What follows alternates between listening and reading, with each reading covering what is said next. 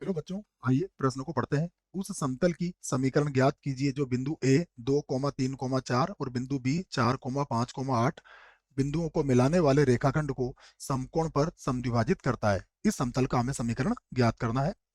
प्रश्न को हल करने से पहले हम लिखेंगे प्रश्न के लिए मुख्य अवधारणा।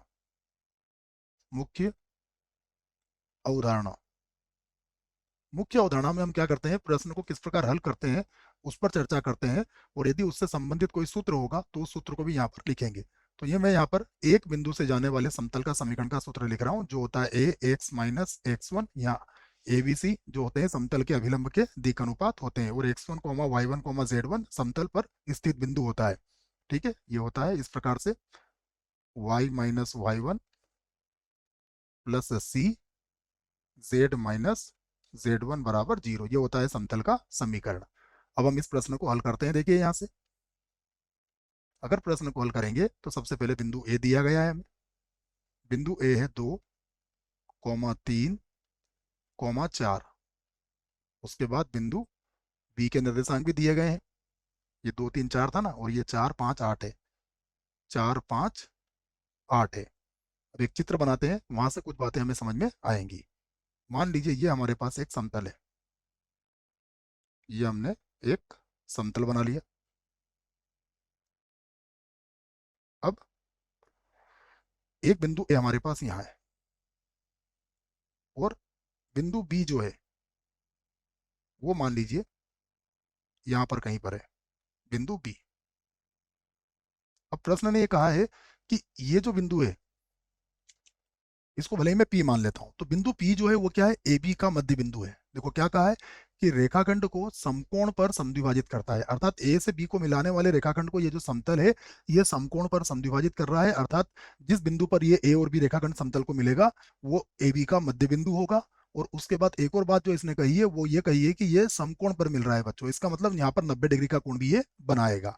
तो जब समतल का समीकरण हमें ज्ञात करने की आवश्यकता होती है तो हम क्या चाहते हैं कि हमें x1 y1 z1 मिल जाए, और उसके बाद अभिलंब के दिक् अनुपात मिल जाए। तो अभिलंब के दिक् अनुपात किससे मिल जाएंगे आपको, जो ए बी के दिक् अनुपात होंगे। तो मैं इसी बात को यहाँ पर लिख देता हूं। सबसे पहले लिखेंगे हम कि ए बी के दिक् अनुपात, ए बी के दिक् अनुपात, दिक् अनुपात। और दिक् अनुपात कैसे निकालते हैं बच्चों, x2 minus x one, y two minus Y one, z two minus Z one. तो ए बी के दिक् अनुपात क्या होंगे, 4 में से 2 घटाओगे। तो मैं लिख देता हूं इसको यहाँ से 4 - 2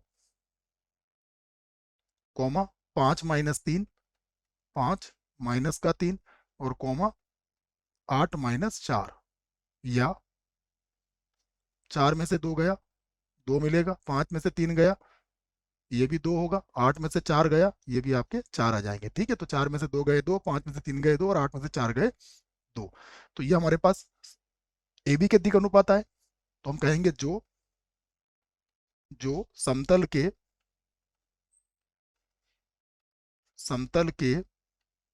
अभिलंब के दिक् अनुपात है, जो समतल के अभिलंब अभिलंब के दिक् अनुपात है, समतल के अभिलंब के दिक् अनुपात है, दिक् अनुपात है। तो समतल के अभिलंब के दिक् अनुपात तो मिल गए बच्चों। अब हम ज्ञात कर लेते हैं ए बी का मध्य बिंदु जो समतल पर स्थित होगा। तो मैं निकाल देता हूं ए बी का मध्य बिंदु। तो ए बी का मध्य बिंदु, मध्य बिंदु देखिए मध्य बिंदु के निर्देशांक क्या होंगे, ये होगा 2 + 4/2, 2 + 4/2। उसके बाद क्या आएगा, 3 + 5/2, 3 + 5/2। उसके बाद फिर कितना आएगा, 4 + 8/2, 4 + 8 और बटा कितना आ जाएगा 2। ठीक है, तो ये हो जाएगा हमारे पास 4 और 2 6, 6 को 2 से भाग लगाओगे तो 3, 5 और 3 8, 8 का आधा 4 हो जाएगा, 12, 12 का आधा 6 हो जाएगा। तो ये हमारे पास समतल पर बिंदु आ गया। तो जो जो समतल पर जो समतल पर होगा, जो समतल पर होगा। ठीक है, तो हमें पता लग चुका है, तो हम जानते हैं समतल का समीकरण क्या होता है। तो मैं लिख देता हूं अब, अतः समतल का समीकरण। तो अतः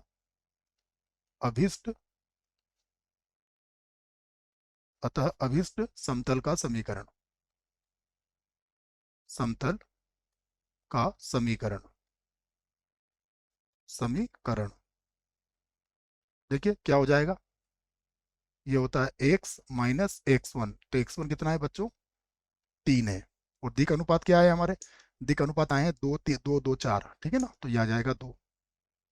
उसके बाद प्लस फिर से 2, जो b का मान होगा, और ये होगा y माइनस 4। ठीक है, उसके बाद था 2 2 4, तो यहाँ आ जाएगा प्लस का 4, यहाँ पर है z माइनस हो जाएगा 6 बराबर 0। ठीक है ना, जो सूत्र लगाया है वो सूत्र भी मैं आपको यहाँ लिख देता हूँ। यहाँ सूत्र कौन सा लगाया है, ये a कोष्टक x minus x1 plus b कोष्टक y minus y1 plus c कोष्टक z minus z1 बराबर 0। तो इस सूत्र का प्रयोग यहाँ पर किया गया है, जो मैंने लिख दिया है आपके लिए। अब केवल थोड़ा सा हल करना है और हमारा उत्तर आ चुका है। तो ये हो जाएगा 2x माइनस का 6 प्लस ये होगा 2y माइनस का 8, ये होगा 4z माइनस का 24 बराबर 0। तो यहाँ से आप इसे लिख सकते हो 2x प्लस का 2y और 2x 2y प्लस का 4z। और इसे देख लीजिए आप, 24 और 6 30 हो जाएगा। ठीक है ना, 24 और 6 तो होता है बच्चों 30, और 8 38 हो जाएगा, तो माइनस का 38 बराबर 0। चाहो तो 2 का भाग लगा के और सरल कर सकते हो। तो ये हो जाएगा x प्लस वाई प्लस का होगा 2z माइनस 19 होता है बराबर 0। तो ये आपके प्रश्न का उत्तर यहाँ पर आ चुका है। आशा करता हूँ बच्चों प्रश्न का उत्तर अच्छे से समझ में आया होगा। धन्यवाद।